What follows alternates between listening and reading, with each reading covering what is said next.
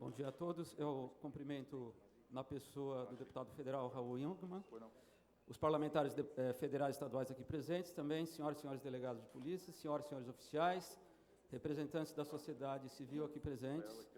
E faço aqui um alerta preliminar, que esse é um espaço democrático de troca de ideias, não de ataques a pessoas nem instituições, né?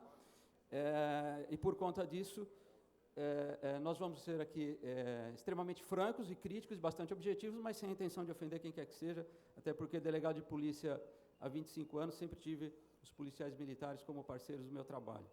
Mas, como eu disse, isso não me furta uma análise objetiva do tema proposto. Quando se fala numa nova proposta, né, de uma lei que vai afetar o funcionamento e a estrutura das polícias, se faz um prognóstico, o que poderá ser no futuro. Passa a ser quase que um exercício de adivinhação. Eu começaria fazendo um diagnóstico. Nós já tivemos uma experiência aqui no estado de São Paulo, a partir de 2001 até 2009, que foi o exercício da investigação criminal em 3 áreas do estado de São Paulo pela Polícia Militar, que passaram a confeccionar os termos circunstanciados de ocorrência, né? A professora Ada Pellegrini Grinover, ela aponta 2 mecanismos, 2 instrumentos para a investigação, o inquérito policial e o termo circunstanciado. E o que nós vimos nessas 3 áreas é que não funcionou bem. Então, aqueles pretextos, aqueles argumentos que justificavam a adoção desse modelo não funcionou. Então, o prognóstico que se faz não é bom a partir daí. E como eu era o responsável à época, na Delegacia Geral de Polícia, de fazer análise de todos os registros processados pela Polícia Militar, e esses relatórios que fizemos à época estão à disposição lá na Secretaria de Segurança Pública, o que me chamou mais a atenção, e seria o primeiro ponto aqui a que eu me referiria como negativo, foi um registro em que um advogado cadeirante, ao presenciar uma abordagem de policiais militares no estabelecimento, ele se insurgiu e se reputou como desacato à conduta dele. Em condições normais, ele seria levado a uma delegacia de polícia, onde o delegado de polícia, com formação jurídica, isento, equidistante das partes e do conflito, analisaria se houve um abuso de autoridade ou um desacato. Em razão daquela alteração, o advogado foi conduzido à companhia militar, ok? E ali ele permaneceu 5 horas para ter a solução do seu caso, né, que para ele não foi favorável, tanto é que ele passou a exigir providências a partir da Polícia Civil desde então. Então, o primeiro ponto que eu colocaria é em que medida essa alteração proposta de ciclo completo não representaria um risco aos direitos individuais, pelo rompimento desse saudável sistema de freios e contrapesos que existe quando o trabalho de uma força policial é depois objeto de análise por outra. Então, casos como abuso de autoridade, como tortura, como homicídios, etc., atribuídos a policiais, eventualmente, assim praticados no exercício da função, não seria mais objeto de apuração pela Polícia Civil, por essa autoridade isenta e imparcial, e sim pelas próprias forças militares. Perderia eficácia a Lei 9299 de 96, que transferiu a competência dos crimes dolosos contra a vida de civis praticados por militares da Justiça Militar para a Justiça Comum, Tribunal Popular do Júri. E é interessante até, como foi dito aqui, que a PEC 127, ela fala ser resultante da CPI do jovem, que foi destinada a apurar as causas e consequências da morte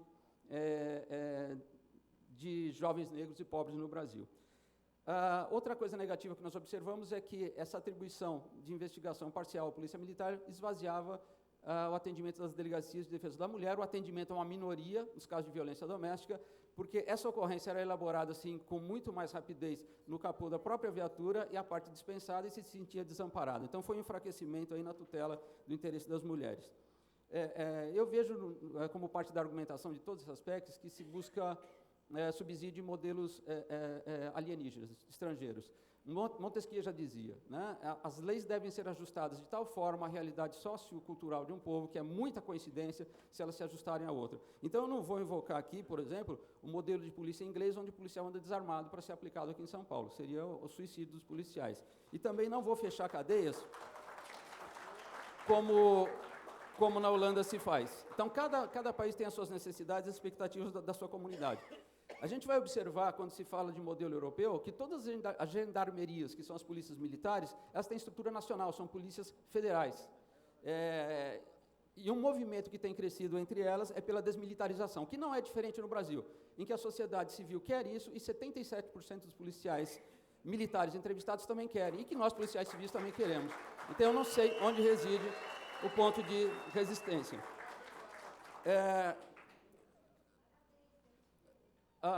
Quando nós falamos em ciclo completo de polícia, da forma como transparece nos projetos, na verdade, ele não será completo em relação à polícia civil, somente em relação à polícia militar, que vai receber parte das atribuições hoje conferidas constitucionalmente ao delegado de polícia. E nós, não esperem que a Polícia Civil vá se desincumbir de policiamentos ostensivos. Não estamos condicionados culturalmente ao patrulhamento e também não esperamos que vamos uniformizar os nossos policiais, adquirir viaturas caracterizadas para fazer frente a isso. E se fizéssemos, o efeito seria muito negativo, porque nós estaríamos indo na contramão do pensamento mundial, que é pela desmilitarização. Nós iríamos militarizar a Polícia Civil para fazer o patrulhamento ostensivo. Então, isso é negativo. De outra parte, foi dito aqui do DOI-CODE, eu acho que até em caráter ofensivo pelo capitão Augusto, mas é bom lembrar que é tudo isso que nós não queremos, que a Polícia Civil ela seja colada de novo a um organismo militar, as Forças Armadas, para investigar policiais, cidadãos civis. Isso aconteceu na época da ditadura militar, não se justifica mais. Não, mas eu estou falando de policiais militares estaduais. Não esqueçamos que, pela disposição constitucional, são eles forças auxiliares e reservas do Exército, das Forças Armadas. Então, por via transversa, indireta, nós teríamos o nosso Exército investigando o cidadão civil. Eu vejo uma incompatibilidade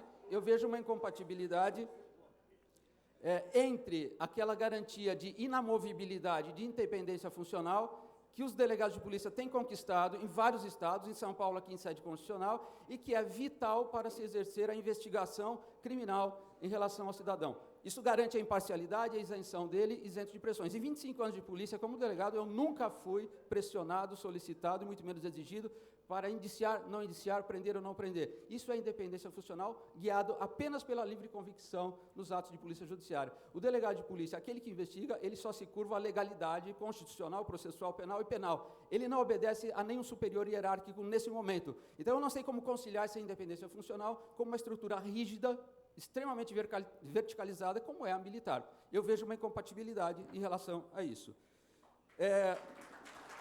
Algumas falácias que nós observamos ao tempo daquela experiência, é que não houve redução das ocorrências levadas aos plantões policiais, porque ela virou uma instância recursal. O Poder Judiciário passou a devolver essas ocorrências lavradas pela Polícia Militar para que fosse refeita por nós.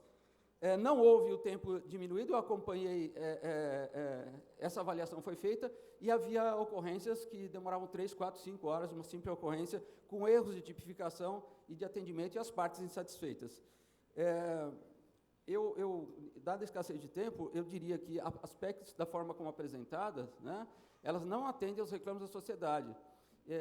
Eu creio que a PEC 127, quando fala da atribuição da União estabelecer diretrizes de segurança pública nos estados, a última vez que nós tivemos intervenção do governo federal em assunto de segurança pública interna dos estados foi na Constituição getulista do Estado Novo. Isso rompe o Pacto Federativo, tem uma incondicionalidade latente, evidente, latente, nesse diploma.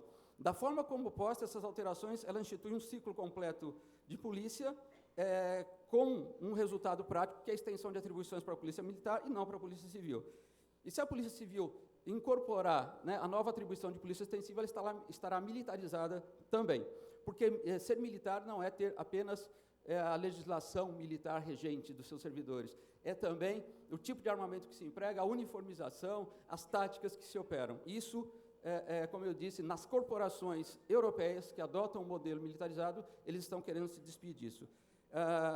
A pulverização das atribuições investigatórias vai acarretar uma fase da investigação preliminar com múltiplos controles ou nenhum controle. O exemplo que nós temos hoje é no caso de investigação de homicídios atribuídos a policiais militares, que nós temos conflito de competências e conflito de atribuições, e quem perde é a família enlutada, que não sabe quem está investigando o seu caso e qual que é a eficiência que aquilo terá. Não se pode falar, não se pode discutir esses projetos, por isso não são coisas distintas, um é pressuposto do outro, sem falar na unificação das polícias, que deve ser precedida da desmilitarização. Na Europa, é bom que se diga, já que se quer falar de modelo europeu, nós tivemos o caso da Bélgica E nós tivemos o caso da Áustria, 2002 e 2005, que desmilitarizaram e o caminho foi facilitado para a unificação.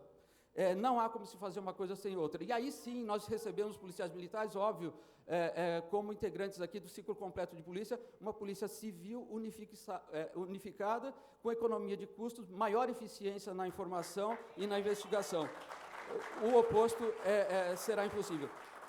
Para finalizar, eu creio que aqui todos tenham evidente que nossos interesses, nossas aspirações profissionais devem estar abaixo do interesse das nossas instituições e, acima de tudo isso, estará o interesse público. Esse processo de transição ele é demorado e complexo, mas nem por isso ele pode admitir improvisações corporativistas ou maiores protelações. Muito obrigado.